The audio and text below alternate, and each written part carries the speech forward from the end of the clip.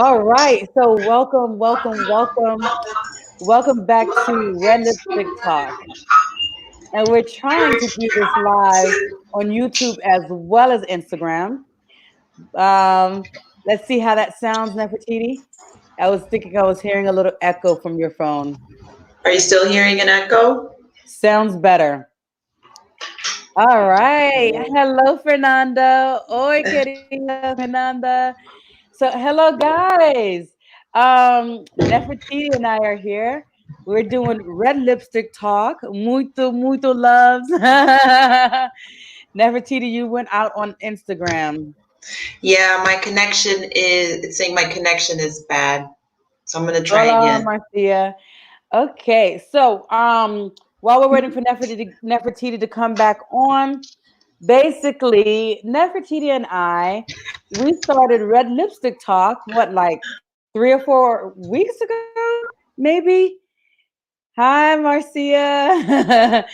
Was it like 3 or 4 weeks ago? I think her internet is going out. And so uh, one is I don't think Nefertiti you could do both YouTube and Instagram. So yes, hello on YouTube, hello on Instagram. We got tons of people coming on. So we started Red Lipstick Talk to really just kind of talk about our life, lessons we've learned in Brazil, living in Brazil. Nefertiti and I met like about 7, 8 years ago. At this restaurant in front of the beach, eating this amazing meal with some amazing people, and it was just, it just all kind of flowed, it all kind of connected, so we knew some of the same people, and so it just kind of worked. And then we maintained a friendship ever since. I lived in Salvador about 4 years. At that time, it had been about maybe a year. I had already been living in Salvador. And so the Nefertiti came. We became really good friends. And that whole 4 years, we've done so many different things together. We traveled a lot. We got married to our own selves in a wedding, the beach. And so it was just amazing. It was amazing. Oi, Thaisa. Hello, Amanda. For you guys who are coming on, if you're coming on YouTube, say hello so we can know who's here. Say hi to you. Nefertiti, there's an echo, so I think I need you to turn down the volume, either on your phone or on the laptop. Okay. Yeah, because you're coming in like twice. I could hear you. So this is the thing about doing lives, the whole technical difficulties and figuring things out. So anyway, so we decided, yeah, there's an echo, so I'm being repeated from your phone. So we decided to do these red lipstick talk to just really share these stories, share what we've been going through, share what we've learned along the way. And so, how are you doing, Nefertiti? You want to introduce yourself about us or anything? I've been talking a lot.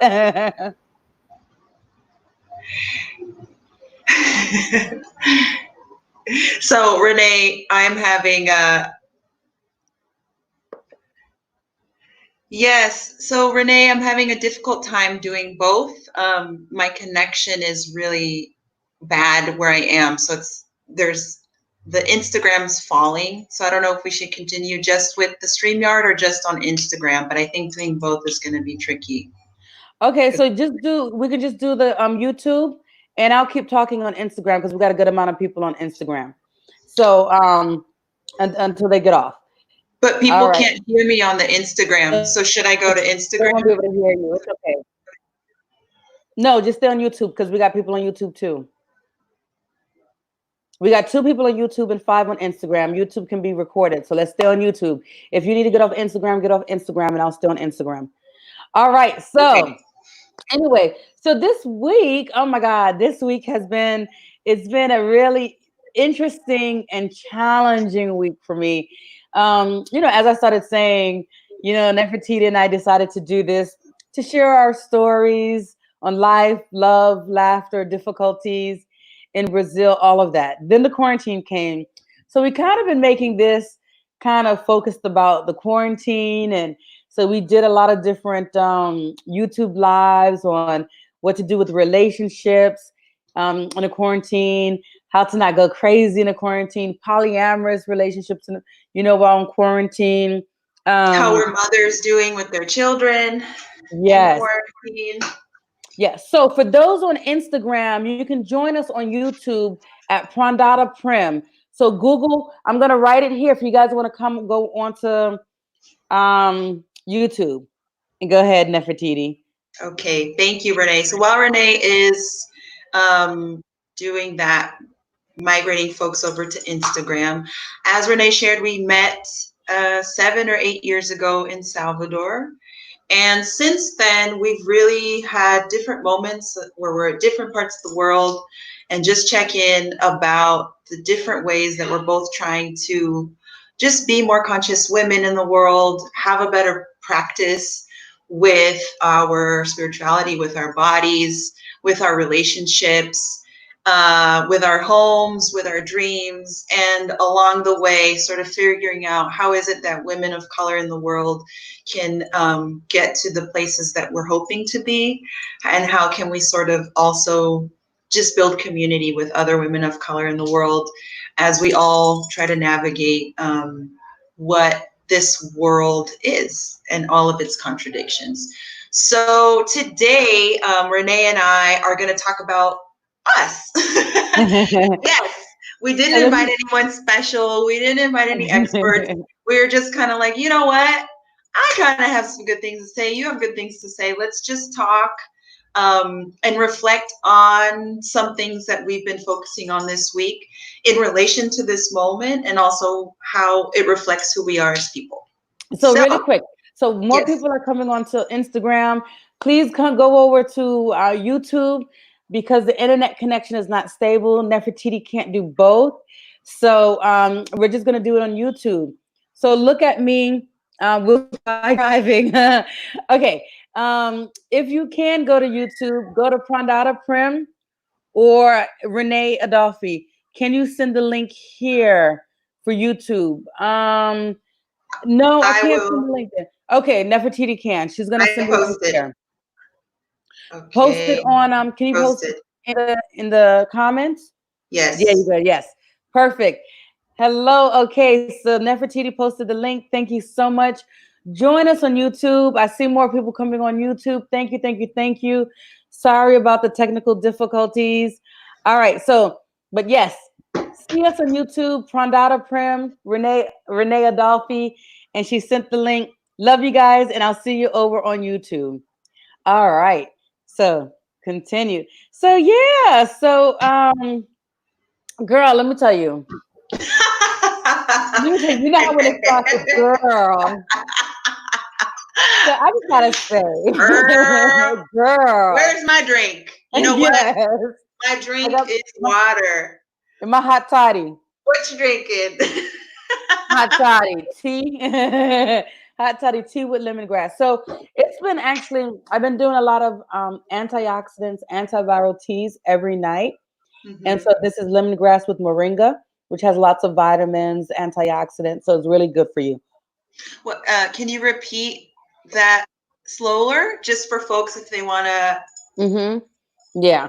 So I've been drinking a lot of this is just lemongrass, and I did a mixture of lemongrass with moringa, moringa, and lemongrass. And so it's really good it has a lot of nutrients, a lot of vitamins, antioxidants, antibacterials, antiviral. So I'm just drinking it every day. It's really good for flu, colds, and things like that. But girl, what I started. Tell me. Many people know that I started doing this, making these masks out here in Brazil. So basically one day in one of my groups, I'm in a bunch of WhatsApp groups, I saw a video come through about from this lady in Czech Republic, how the masks were really good for helping keep the coronavirus at bay. Mm-hmm. And so I knew that there was a lot of people here who needed and couldn't afford to get masks. So I was like, oh, let me start a little donation project so I can get some masks out to people. Mm-hmm. And so it was all good. And I was like, all right, I put it up in groups. Gonna start sending out masks for people, accepting donations. And I was kind of going through quite smoothly. Then it was just like, oh my God, like Brazil, we're in Brazil, and I have to remember that. Nothing kind of goes smoothly here, right? You know how that is. What does Living that mean for those people watching who do not live in Brazil? I don't know if there's anybody watching who doesn't live in Brazil, or if there's only people who live in Brazil who are watching. But what does that mean? Let me tell you, living in Brazil, it's like you will be lucky if you can get one thing done in a day, especially in Salvador. Rio, I can get like two things done in a day if I'm lucky. Especially Salvador. Oh my God. Like between transportation not running or being late, you can't find a schedule, um, people not responding to emails or your telephone calls. So it was just crazy. And everybody's on their own little time schedule. Yeah. It's almost like people don't want to work. And so Rio is a little bit better in that sense than Salvador, but not so much. A little bit. So, I'm like, okay, I'm gonna get these masks. So I go to all the stores to buy fabric, closed. All the stores are closed because of the quarantine. Mm-hmm. So I'm like, shit, so I'm talking to um one of the ladies, the lady who's doing the mask for me, and I'm like, these stores are closed. You sent me these stores, they're closed. What can I do? She's like, I don't know. And he's like, well, you can order from Sao Paulo. Sao Paulo is like a 6-hour drive or like 45-minute flight from here. For some This is fabric. for the fabric. You can order some fabrics from Sao Paulo online. Yeah. And I think Shelton just came on. I'm not sure. I saw one more person join, but I saw someone just subscribe to my YouTube. So welcome, welcome, welcome. If you're coming on, say hello. And so then anyway, sorry. So then anyway, um, so they're all closed because of the quarantine, the virus. So then I'm like, all right. So she sends me the Sao Paulo thing. So I ordered from Sao Paulo fabric, elastics, and then it's like, oh, it's gonna take about 5 days to get here. Don't know what's going on. 5 days, 10 days later, still hasn't come. But luckily, I found a lady you know, who I connected with, and she kind of helped, and we bought some mat. She had some fabric, so we work together in terms of pulling the money, getting the fabric, the elastics, and different things, and the lady to make it. So I was like, oh, thank God, I get to have some masks out. It already took like forever just to like coordinate with the lady who's making the Uh-huh. mask for what I need, and a conversation that could have taken like 5 minutes took like 5 days, honestly. But what was really frustrating, like what really, really frustrated me, is that I had two women. First and foremost, I wanted to be able to have people in the communities making these masks so that I can give money Yeah. to people in the communities. And both of them, there was issues, like both of them in two different communities, one in my community, and in another like community. We call favelas communities, like comunidades. And so one of the ladies like really was like, oh, but if I make these masks, we're going to all be obligated to wear the mask. And I'm like, well, I'm not sure if you're going to be obligated, but you should be wearing a mask because, you should die. Oh, let me step back. So you guys can kind of understand how it is in this community. And I Can heart you my tell us ear. what the name is of your community I in will. Rio? Yeah. Yes, let me just say hello to the two ladies who came on, Divine Right and I Heart My Hair. I Heart My Hair. So, Cantagallo is the community where I live. I live at the bottom in the beginning. And hi, Thaisa. People are coming on. Awesome. Thank you guys for saying hello. Um, and so, okay, so if you've ever been in like a favela in Brazil or in the projects in a hood, I'm not sure if it's similar. but Mm, it's probably not, it's not similar. Yeah, I kind no. of grew up in the hood, but um, they're very open and friendly. So I don't know this lady, right? So I'm walking up the hood because to go to Favela, you got to Up go the up the stairs, yeah. stairs, right? So I'm walking up and I don't know anybody, right? And so I'm like, ask somebody, hey, do you know somebody? Do you know a seamstress? I want to have somebody make some masks. And then like Dona Olga, Dona is like Mrs. Senora, Mrs. Olga's her name. Just Hmm. go up there. That's her place. I'm like, okay, but where when I go up? Oh, after this little snack place, there's gonna be a house on the right, and it's right there.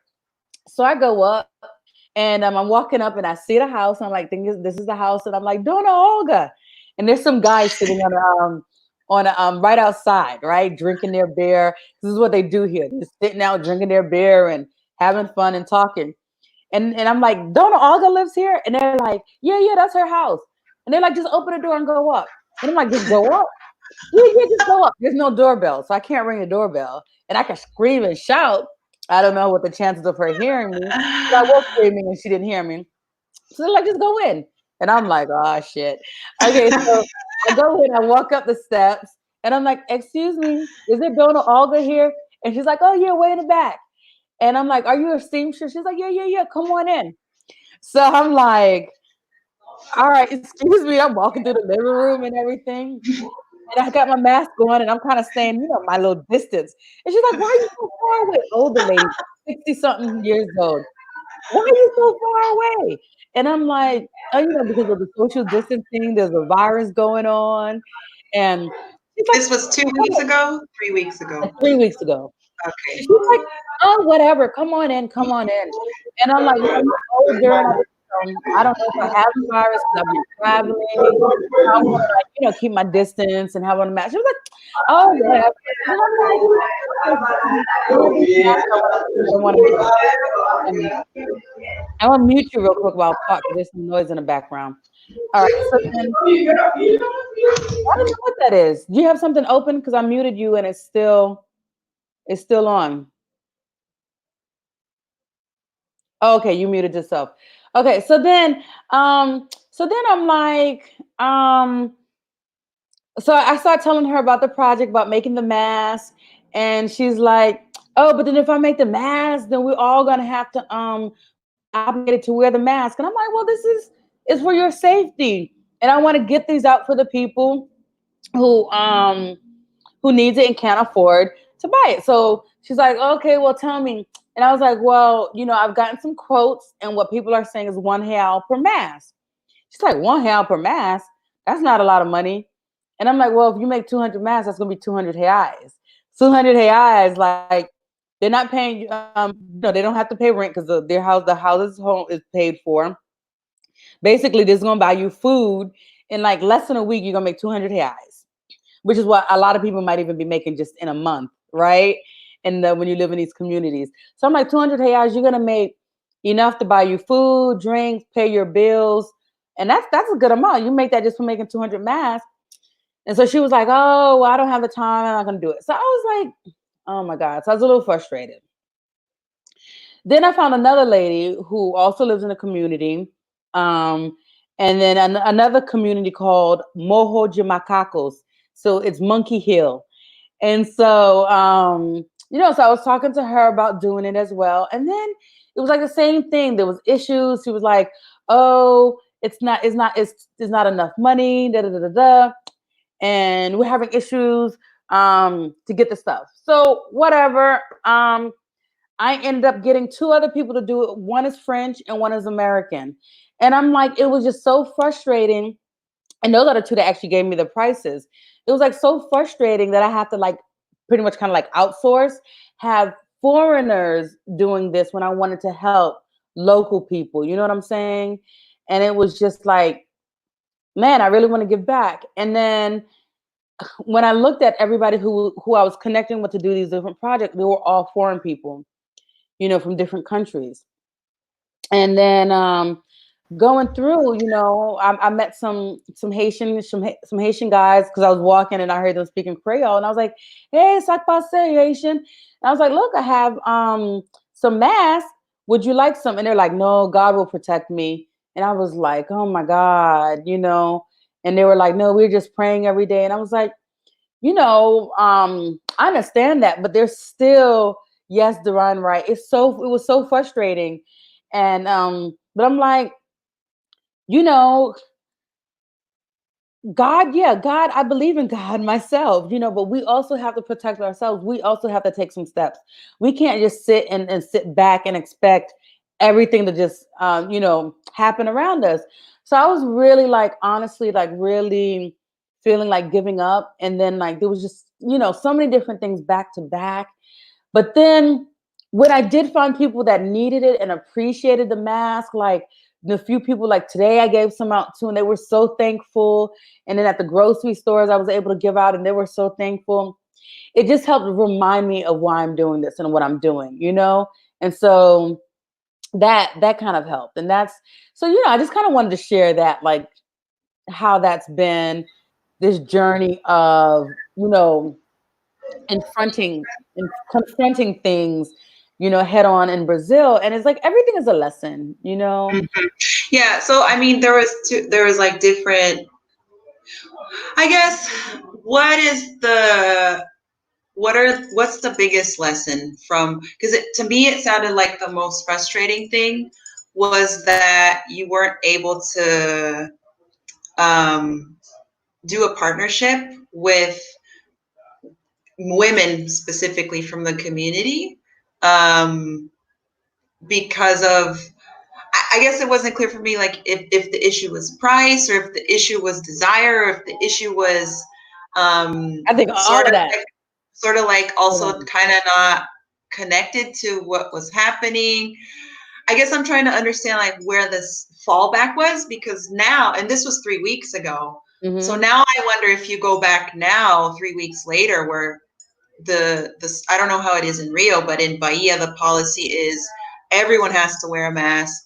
And the mayor today instituted a decree that you can't get on the bus unless you have a mask on. You can get a ticket if you're driving without a mask on. But then how do And they ensure that everybody has a mask? Because it's limited. so what they're doing is they're not saying that they're surgical masks that people have to have. They're the homemade ones. So what that's done is informally, a lot of community folks have been making masks. So just by my house, there's two older women who have begun producing masks with fabric and selling them for 10 reais, 5 reais to folks in the community. And there's also larger projects. For example, there's the Teatro Castro Alves, which is the public state theater here in Salvador, that also has like an atelier, a sewing studio for costumes and scenography and all kinds of things. So they've actually called all of the seamstress workers for the theater to make masks. So they're making like thousands of masks. So there's these projects that are sort of being created by bigger entities that produce things with fabric. And there's also these smaller community enterprises. I've been seeing a lot of things coming online as well through WhatsApp, a lot of people selling them. People who used to, do seamstress work are now, everyone's focused on sort of making masks. So here that shift has happened. So I'm wondering if that shift has happened in Rio, or if it's still sort of like people will wear masks if they're given access to it, but if otherwise, if there isn't sort of this market growing for it the way it is here. No, that shift hasn't happened in Rio, but I think it's coming here. So not everybody's forced to wear masks, and but I'll tell you my lesson. But let me real Yes. quick. Let me read this. What Divine Right says: we have to be wise in all of this and safe. Here in my area, you can't even walk into stores without a mask, and there are now limits to how many people can be in a space and place. That's good. Where do you live, Divine Right? I'm curious. What area are you in? And I know you because I recognize your name, Divine Right. But I'm like, who is that again? And thanks for coming on, Shelton, and saying hello. Um, so, my lesson is with all of this frustration is adapting. And because things weren't flowing and things weren't going right, And there's a lot more that kind of I had to confront that I haven't even talked about because we ain't got Yeah. all that time. Oh, Yeah. Northern Virginia. Okay, yeah, I lived in Northern Virginia. What is your name, Divine Right? Because I'm like, who is this? I know who you are. Northern Virginia. Okay. And so um and so the thing is I had to, confront a lot of different things, and it's Hmm. just like adapt. Yeah. Thinking outside of the box, using your creativity, your creative energy, which we're gonna go back to. That is your sexual energy. I work with tantra, so I can't not throw that in. Sometimes I don't, but that's your creative energy. And so the thing is, okay. So I was getting confronted with, oh, Serena. Hey, Serena. I knew I recognized your name. The writer Serena, who was with us last week. So anyway, if I had people tell me no, so I had to go find someone else. I had at one point, I had to buy elastic because they ran out of the small elastic, so it was a little bit thick. So gotta cut it to make it work. To be able to not have it so big around the ear so that it could fit. So it was like either you get frustrated, like I was frustrated, and you give up and you're like, this is not working, it's not worth it. And I'm telling you, I was there. I was like, this is not worth it. I'm like, I'm giving it up. I could be doing other things with my time, working, trying to make money. Yeah. But I, it was I like guess. either give up or Mhm. okay, let's see how we can make it work because it is worth it. There's people who need it, and there's always going to be issues coming up. There's always going to be challenges. So it's just like, how do you make it work?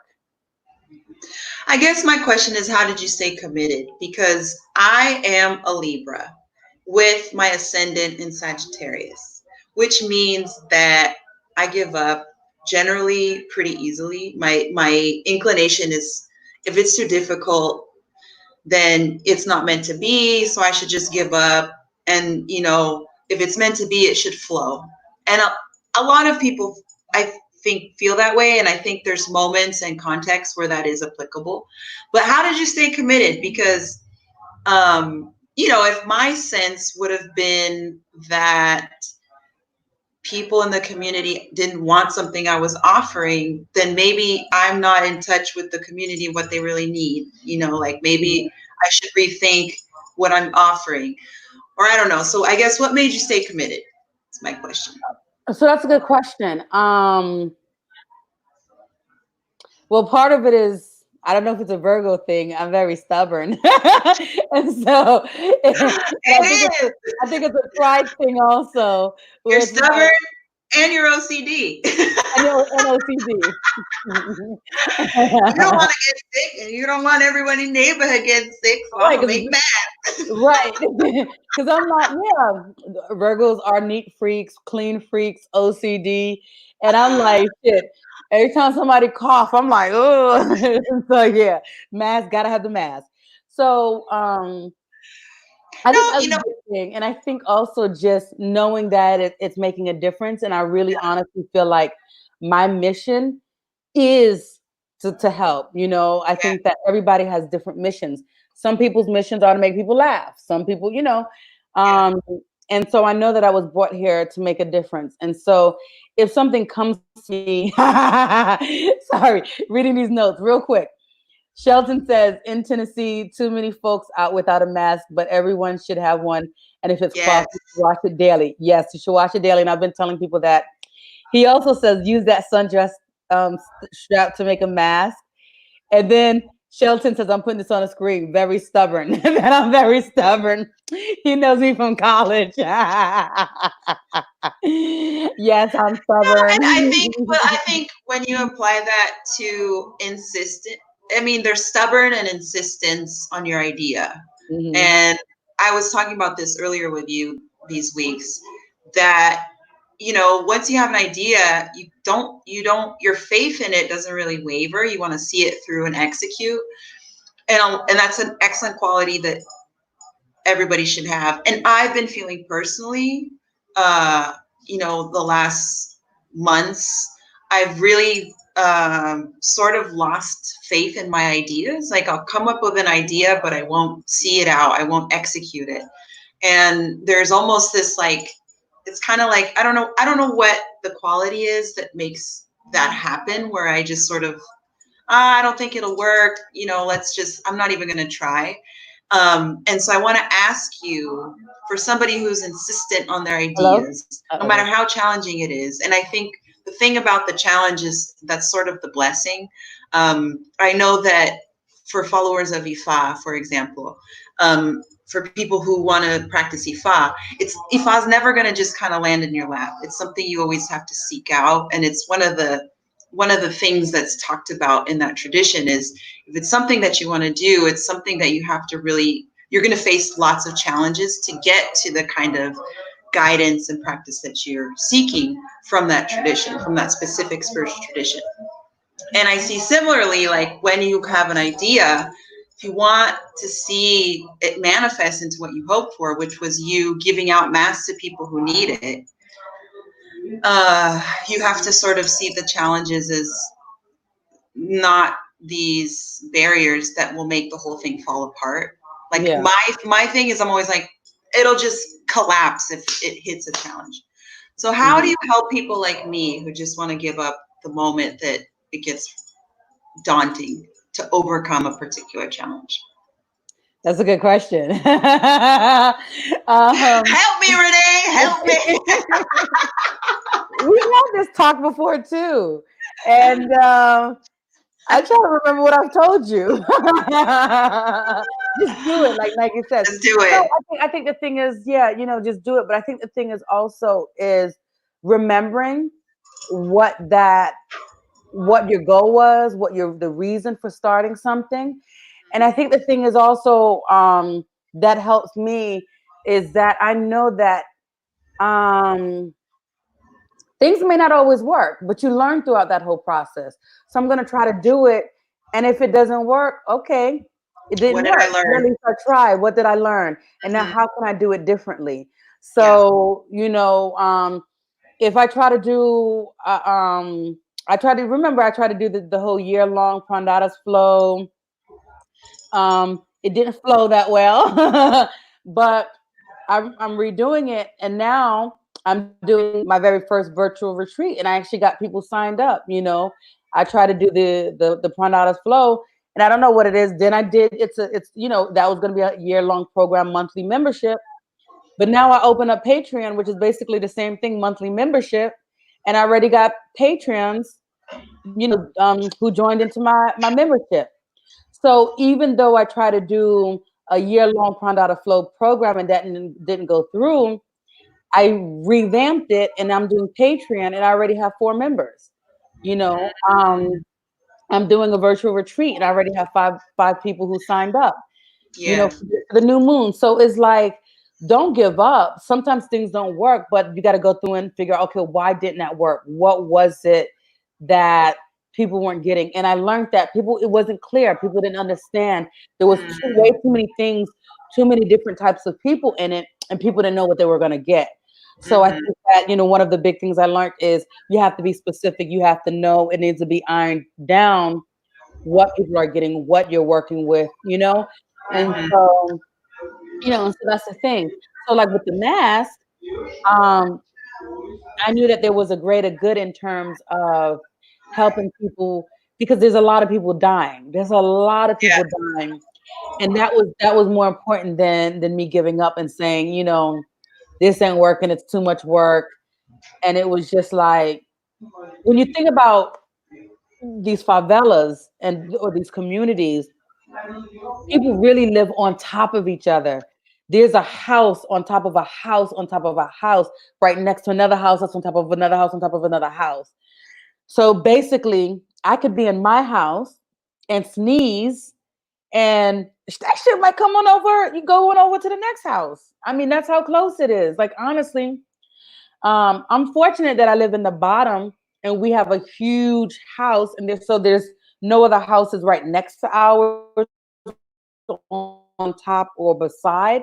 So I even have a nice little terrace and everything, have lots of space. But a lot of people up there aren't. And so we're in such close quarters that literally if one person get it, another person's going to get it. And one of the other favelas here in Rio, called Rocinha, which is one of the biggest favelas in Brazil. It's actually so huge it could be its own city. And there are just so many people in there that's dying, that has it. And it's just crazy, crazy. And these are people who don't have access to healthcare. They don't have, they can't get medicine and different things like that. So it's like, I was just trying to prevent it from happening in this community where I live, and so whatever frustrations I was going through is small in consideration to the bigger picture of what could happen if I don't help do this. Yes, eyes on the prize. So to date, Renee, how many masks have you handed out? More or less.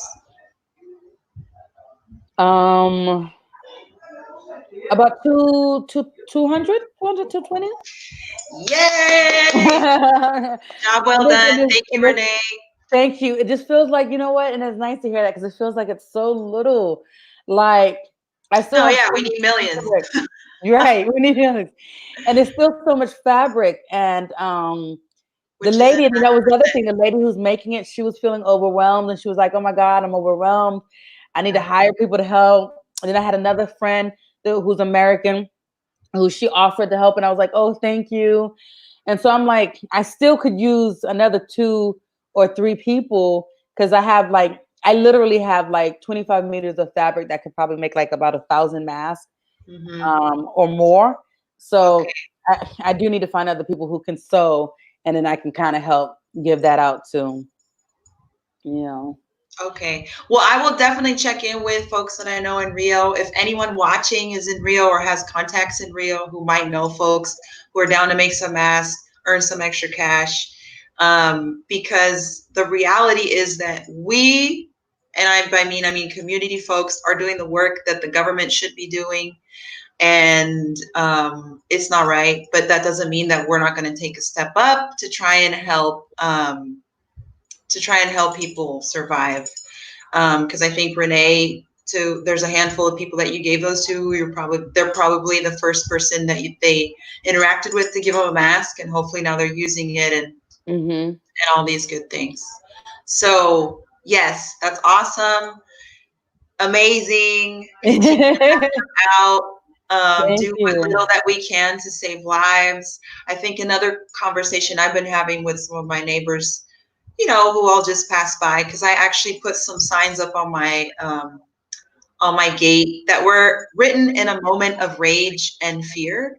So it wasn't actually the most wise thing to do, but it was in a moment when I had found out that a couple friends and my cousin and a couple other people were all in the hospital, and a friend of my brother's had passed away. So all this news came on the same day. And I was like, this is real, it's really serious. And while I was receiving all this information, there was a Sunday bar party right next to my house. The bar opened up, people were drinking, we're like, whatever. And so that really made me angry, the fact that people were still celebrating as if it's a holiday. And I understand that we have a right to also feel good, but within which parameters? So I was angry and I was full of fear. So I wrote some signs on my gate, and they're still there to this day. That just basically names the numbers, like how many people in our community have it, who are the people that I know personally that have it, and are you going to wait until it affects you personally to use a mask or stay at home when you can? Right. And a conversation I've had with folks is like, look, the reality is that we as Black and brown people in smaller communities that are not wealthy, we don't have private insurance, like if this affects us and our families and the people that we love, we're not going to get the care that we deserve. The reality is that. And so it's kind of a measure of trying to protect ourselves. And as we've seen in the States, and as we're seeing now in Brazil, the communities that are getting it the most and most impacted are Black communities. Yeah. Like that's who's going to start dying more. And it's another form of necropolitics, necropolitica, which is something that has been coming up a lot in the last couple of years, which is a theory around the practice of economies of death, and really just sort of letting mass death occur as part of this process that invigorates the economy. It's really dark and awful, but it's true. And so, yeah, so anyways, all that to say, you're doing what the government should be doing. Community has to step up and think of the bigger picture. You feel like you're being challenged. You know, the interesting thing is, you know, I had put this post on Facebook about wearing masks, and someone actually raised a point. He actually lives in Brazil too, an American, and he had said, you know, not all Black people feel comfortable wearing masks. And I was like, you know what? And it's a true point, because someone had put in, there was another man who actually put a post on Facebook about a Black man wearing a mask, and a lady called the police on him saying, you know, a Black man in a mask, think he was going to get mugged, and I think got the gun pulled on him, or you know. And so it's another reality, especially as Black and brown men, more so than women, but this does happen to women as well. But you know, they have to be careful, because it's like the whole racial profiling. So now the Black man you have on a mask, then does that make you a target to be profiled, and think you're going to go rob, you know, have a police or a white woman think you're going to rob something and call the police on you, you know? So Shelton says, do you think everyone will get this at some point? And then Divine Right Serena says, it happened here. An Irish bar was open for St. Patty's Day. The next week, a man discovered he had COVID-19 and was in that bar. Now all of our restaurants are shut down unless it's pick up delivery. Yeah. So and that was actually the post that I put today on Facebook about a grocery store. 30 of the grocery store workers had COVID, was tested positive for COVID. So a lot of them in Rio. No, this was in the States. Okay.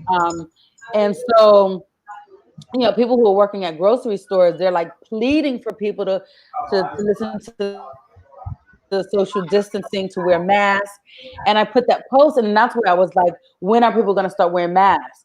When everybody in the food stores, grocery stores get it, and now the grocery stores have to close down and we can't get food, and now it's affecting you because you're going to starve. Like, is that what it takes to wear a mask? Like, you know, and have the social distancing. And it's like, and that, you know, and so Shelton, to answer your question, I'm hoping everyone will get it at some point, but I don't know if it's that simple in terms of, because of what I was saying earlier about, especially Black, and if the racial profiling is going to start happening to you. You want to answer that question, Nefertiti? Can you repeat it, because it cut out a little bit?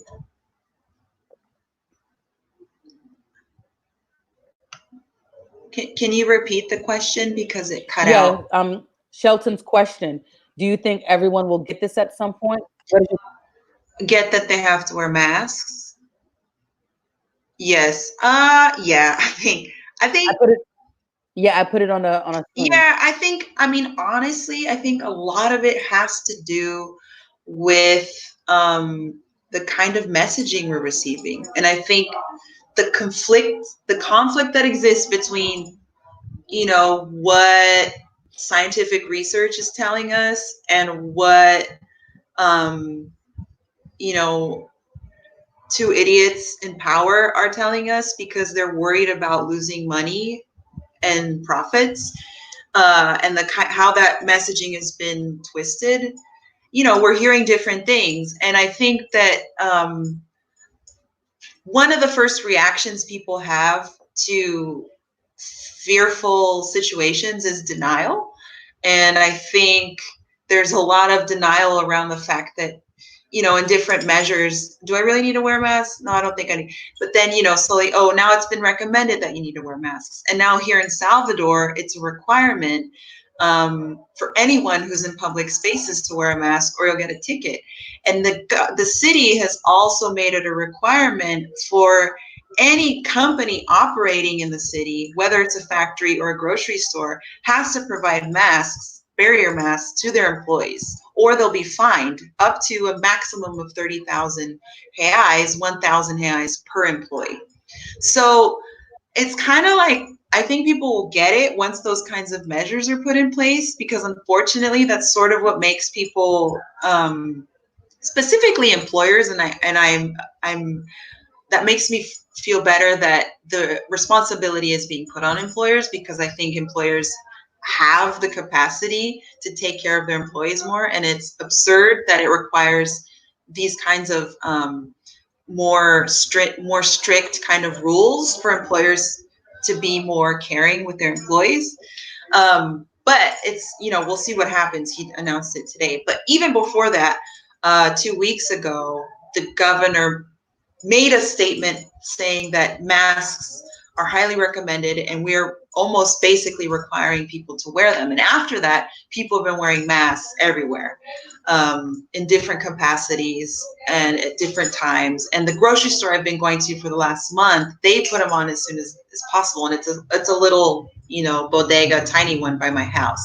So there's different levels of how people are taking the seriousness of this. But I think when sort of the government has an accompanying message around being protective, people take it kind of seriously. And I know that in Rio, who's in power, they have a different lens, and it's sort of more aligned with the federal government. And I think that might be why some people are taking an attitude that's more relaxed about it. But it's hard to say. It's hard to say. But I hope people can,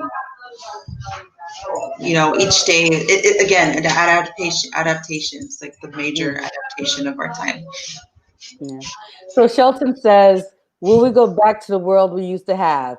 So let's both answer that. I can answer that first. No. So go ahead. You want to answer? Yeah, exactly. I'll say no, and you answer, and then I'll answer. Okay. We are definitely not going back to the world we used to have. No And way. it's going to change drastically. And I honestly think for the better. I honestly think it's going to change for the better. And that's the thing, because we were living in a system that we really weren't used to. And I just did a post today. Someone had put a post on Facebook, and I'm going to try to find it, 5 years ago, about how it came up in my memories, and about how people are sitting and you're driving in traffic, and then to go to work, where you spend all day at work, to make money for this house that you don't even live in. Okay, so this is, you can see the I don't know if you can see the traffic. You can't.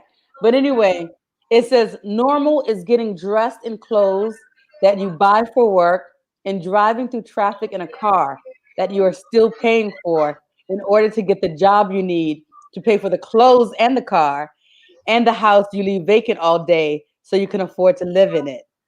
And that popped up today, and I was like, damn, like, we're not sitting in traffic anymore. The roads are empty. We're actually in the homes that we spent all this money for is no longer being vacant. And so I'm like, how many people have been complaining all the time, sitting in traffic, not even being able to be at home to enjoy their home? And now you're getting to do that. And not only that, now you're getting a chance to actually work on yourself, to go inside and figure out who you are, what you want, and what's your purpose in life, learning how to do things differently. And we've been living in a system that hasn't worked economically, financially. I mean, well, for some. For a very few, actually. Yeah, for very few. And so we're having a breakdown, and now it's showing, not a breakdown, but it's showing that this hasn't been functioning. This doesn't work. And so it's not going to go back to that. It has to change. Yeah, we have to change it. Mm-hmm. I don't I don't think we want to go back. I know I don't want to go back to that world because since I can remember, I've always seen the problem with an economy and a society that prioritizes um, exploiting people more than taking care of people and resources. And I come from a family of people who have always done domestic work, have always hustled the land. My family's from Guatemala, which was, uh, the first country to have a president who passed a agrarian reform law in 1954, President Arbenz, which was redistributing land for the majority to go into peasants' hands and indigenous people's hands. And he was ousted because by the United States because there was no way that the people could have a right over taking care of themselves in a way that they didn't have to starve, they didn't have to sell their labor, and they didn't have to migrate to survive and make all those risks happen in order to try and survive and feed their children. So I don't think that's the world we want to live in. I don't think we want to just survive day to day. I think we want to live and thrive in ways that make us work towards being evolved as people, both individually and community wise. So I think we're in this like transition period. It's a weird time. We can't go back, but we are not really sure what we're going towards. But I think it was time for this to happen. So Mm-hmm. yeah, Mm-hmm. I don't know if that made sense. Let it make sense, definitely. So So, yes, let's just sit, meditate, and I also think that what's been beautiful to see is all the ways that people individually and communities have been stepping up to fill in the space of being there when there's these authorities and governments that we pay taxes to that are supposed to sort of have some sort of infrastructure for these crises and have totally neglected that as a right and as as a right. So that's been really great to see is how we're all stepping up and how we're all showing what it is to take care of people. The incredible work that nurses and doctors are doing around the world who are like literally risking their lives because they have this commitment to save people, even if they don't have the resources that they should have.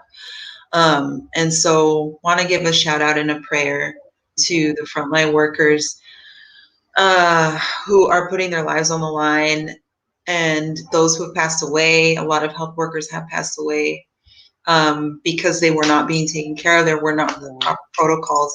Their lives were not valued the way they should have been. So that has to change. That is the system that we are in, and that we just can't. That can't be the way we function anymore. yeah. And that's a similar thing with the grocery stores. Like they're now fighting the unions to have them made as an essential worker, to be given a certain rights for that. Are you reading the Shepherd's note now? That's I had the same reaction. So That's next episode. right.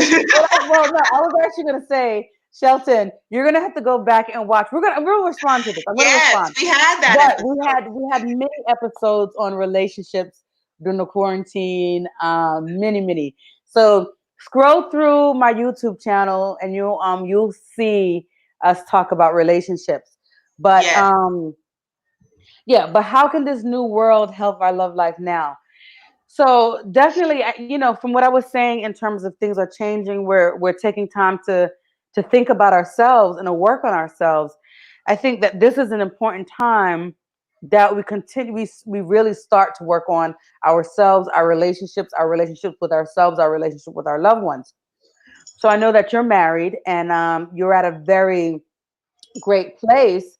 Um, Hopefully, because honestly, there's been a lot of relationships where there has been a rise in domestic violence here in Brazil as well in the States. There's a lot of research where lawyers are getting called more now because people are, they can't handle their spouse. And there's a lot of people who are feeling stuck because they haven't spent this amount of time with their spouse, so they don't really know their spouse, and they're like, oh my god. So this is a time to really work on the communication and figuring out, okay, how do we communicate each other, how do we get needs met, how do we work on whether it is a routine or not being so rigid, how do we work on making things flow, so that our relationship can come out stronger, so we could, be more bonded. And then And there's also many give different. yourself permission to recognize that this is a challenging time for relationships, Mhm. and that's okay, and that's okay. But also Yeah. knowing I think one thing that I've learned for me, because I have my companion, we live together, and one thing that's been key is to recognize what is this issue that we're having, that I'm having with my companion, is this about us right now, or is this about me and other issues that I'm having with the world, with other people, with myself, and sort of being able to have that filter, and just recognize, like, what, when is it about us and when is it about me with other things that's spilling into this, and how can I just take some space. So I think that's Mhm. been good, is like, how do we navigate space when we're confined to spaces. And I think that's not just for lovers, I think that's for friends we're living together and going through this, for families, is like, Oh yeah.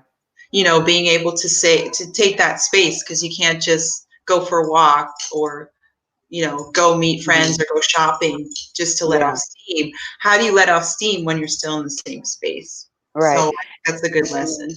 Yeah. Yeah, and we've talked more in detail on these relationship things. So definitely go back and look back. And Shelton, I did a live with Emmanuel Taylor as well, and he came out with some really good concrete steps. That's my partner for the retreat, the couples retreat, and he really outlined some really good steps. So go back and look at that. And also, for those who may be couples out there, doing some workshops, do some online workshops.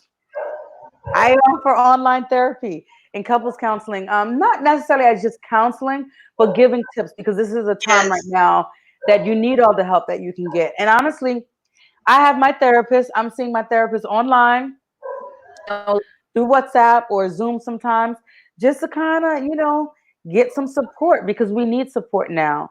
Yes. And so, it's like everything does not have to be done we don't have to do everything. We don't have to try to figure everything out.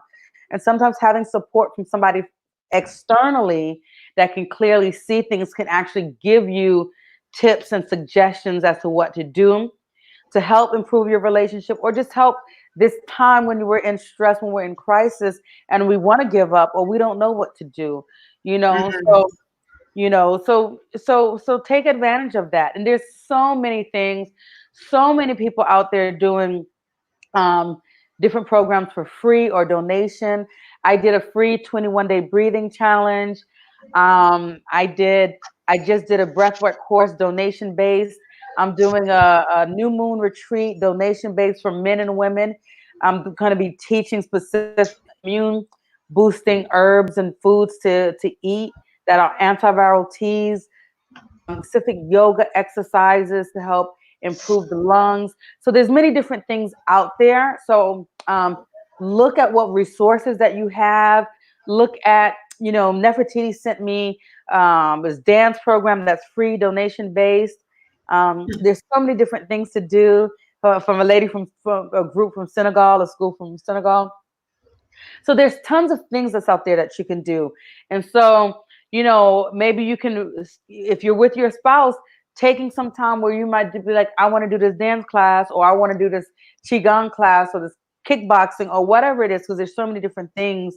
You have that time and you do it, let them do their thing, or do some things together, and and just mix it up, vary it up, you know.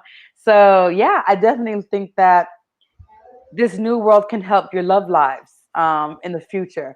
But it also depends on how you go through this time right now. Like, do you deal with whatever's coming up head on, communication, or do you try to sweep things under the rug, have that elephant in the room like nothing's happening, and you just kind of let it explode? So it all depends on how you handle, whatever's coming up. Because of course, like Nefertiti said, this is going to be a more challenging time. It is going to be more difficult. You're Mhm. having to be confined, and when you got into a relationship, no one knew that you're gonna have to be together 24 hours a day, 7 days a week. you know, so it's like, and this may last for till 2021, 2022. People are saying so. Get ready. Gonna be reading a lot of books. Yes. But I think that question next week would be a good time to check in about it, because next week we are winding down, folks. Next week we will be back with Red Lipstick Talk, and we will be talking about traditional healing practices vis-a-vis my own experience as a woman who has different indigenous and Afro-descendant spiritual practices as part of my daily practice, and Renee as well. And we will be exploring a book called Nuestra Medicina that I'm reading right now, which was written by Estela Roman, who is a Mexican traditional healer and sociologist. So the way she sort of breaks down, how illness and cures and remedies are understood from the indigenous lens and perspective, and what that can offer us now, I think will be exciting. So we'll be talking about that next week. And tell people how they can get a hold of you. Yes, so you can get a hold of me on Instagram, Nefertiti_Charlene. Can you spell that? Yes, Nefertiti,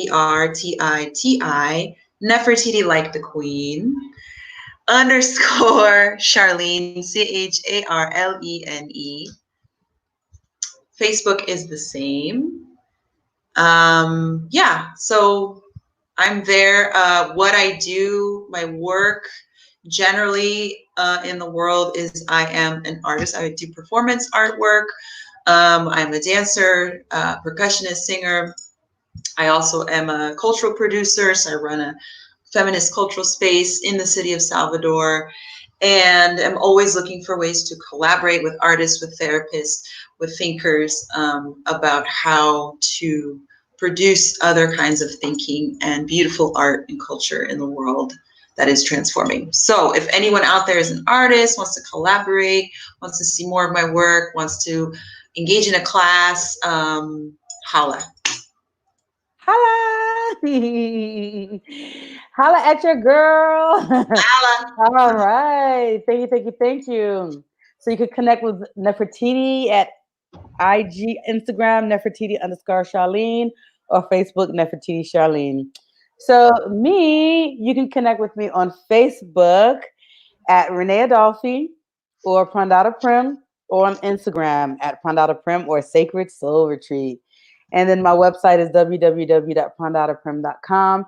So if you'd love to receive more specific things in terms of what you can do to work on yourself, to work on your relationship, follow me on Patreon. My Patreon is also Prandata Prim, and it's only a $10 membership. You get to support my work. It really shows that you support my work. You trust what I'm doing. And we have some juicy days on Patreon. So on Sundays, it's self-exploration Sundays for those of you men and women who really want to learn how to truly explore. When I say explore, that's like better than masturbation, right? We can masturbate and watch porn and be like, ha, ha, ha, come and then go to sleep. But self-exploring, when you're really connecting to your body and you learn how to awaken the different senses, the different erogenous zones in your body, and make it more of a spiritual experience. So every Sundays is self-exploration Sundays. Mondays is Monday meditations. We go through different meditations on Mondays, and then Tuesdays are Tantric Tuesdays. So I'm usually even either doing some talk about Tantra, meditation about Tantra, or sharing a book that I'm reading on Tantra on Tantric Tuesdays. And then during the week, I share little stories about my process of becoming a tantric therapist, working with sacred sexuality. So it's great stuff. So you get lots of stuff that you can't get from anywhere else. And my things on Patreon is Patreon exclusive. So I'm not putting this information anywhere else. So you get to have it just for you. So sign up for Patreon. That's Patreon, Patreon/Frondata See you guys there.